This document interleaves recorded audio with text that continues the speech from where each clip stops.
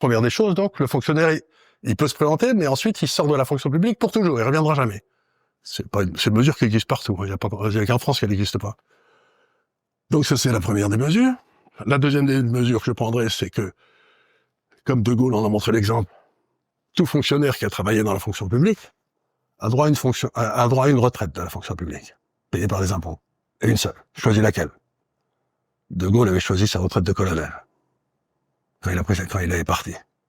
Je vois pas pourquoi des fonctionnaires doivent avoir 14, 15, 12, 10 retraites, toutes payées par les impôts. Ils n'ont pas travaillé 14 fois plus que dans le secteur privé. Hein. Or, il y a un plafond aujourd'hui quand même. Mais regardez simplement le nombre de retraites que touche Hollande. Maire de Tulle, conseiller général, député,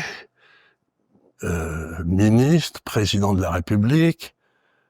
Je crois que j'avais fait les calculs, j'avais fait un article, il s'appelait la retraite de Monsieur Hollande. Je crois que c'était, je touchais, il devait être à 350 000 euros par an, ouais. 2 retraites payées par nos impôts pour ce type qui a fait des conneries.